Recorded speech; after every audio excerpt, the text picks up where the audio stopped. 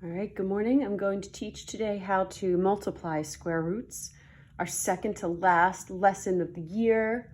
Woohoo! So multiplying square roots goes like this. If I have to multiply 5 times the square root of 6 by 2 times the square root of 3, I wrote over here, we multiply the outside number by the outside number and that stays outside. Then we multiply the inside number by the inside number and that stays inside. And then reduce what remains. When I say outside, I mean outside of the square root. Inside, I mean underneath that square root. So it goes like this. We take the 5 times the 2. Those are the outside numbers, so we keep them outside of the square root.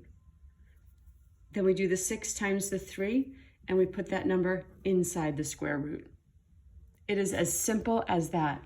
Then I take what's left and I reduce it. So this might look a little bit different than what we've seen the last 2 lessons, but because I don't know if in the last 2 I put any numbers on the outside. I don't think I did. So anyway, outside times outside stays outside, inside times inside stays inside, and then we reduce what remains. So the square root of 18 can be reduced. 18 is 9 times 2, so this becomes 10 on the outside, square root of 9 times the square root of 2.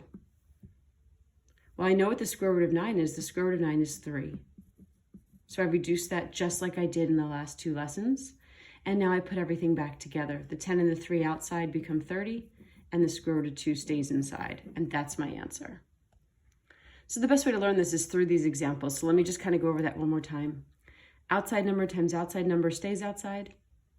Inside number times inside number stays inside. Then if I can reduce the square root, I do. So 18 can be written as 9 times 2, so square root of 9 times the square root of 2. The square root of 9 is 3. So now that's an outside number. That's not inside a root anymore. That square root of 9 is just 3, no more square root. 10 times the 3 is 30, and the square root of 2. There's my final answer. Okay, so I've got a bunch to practice here, so we're going to do them together.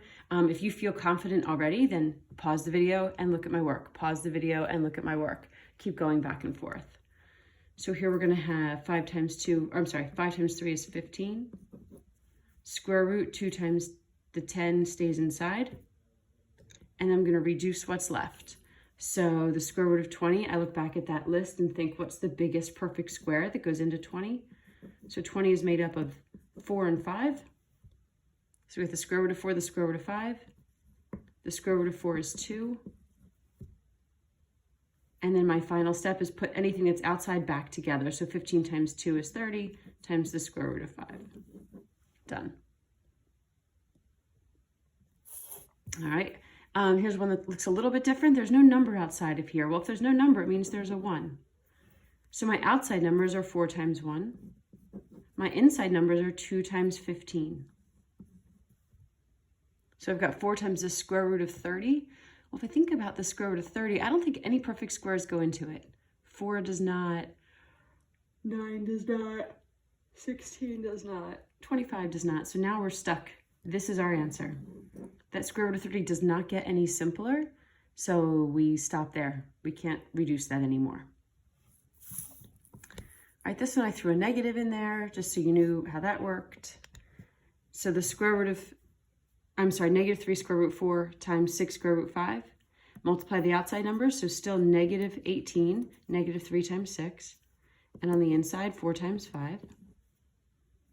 Let's reduce.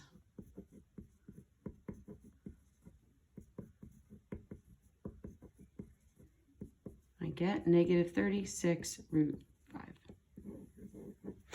Done. Okay, this one's different again because I didn't put any square root with the 12. That's fine. It just means there's basically a square root of 1 here. There's nothing there that needs to multiply by this other root. So the outside numbers are 12 times 6.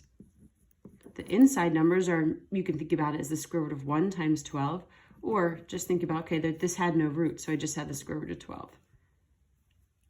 Square root of 12 gets broken down into square root of 4 times square root of 3. Square root of 4 was 2. Multiply these together. 144 root 3, I think. Yeah. Beautiful. 2 more. At this point, you should try them and then come back and watch. These numbers just get a little bigger, but pause it, come back and watch. So 7 times 4 is 28. 15 times 6 is 90, I think. Yeah. All right, let's break down 90. 90 is the square root of 9 times the square root of 10. Square root of 9 is 3. 28 times 3 is 84, square root 10. And the last one, 8 times the square root of 2 is negative 16. Multiply the inside numbers. Oh yeah, this one was a little different as well. Square root of 100, well, what is that? The square root of 100 is already a perfect square. The square root of 100 is 10. So my final answer is 160, no square roots left. Okay, that's a little bit different, but it's the same idea. It's just that when I was down to my square root, it is a perfect square already. So the square root of 100 is 10. Take that out and I'm done. Okay, you got a Google Doc worksheet. Have fun.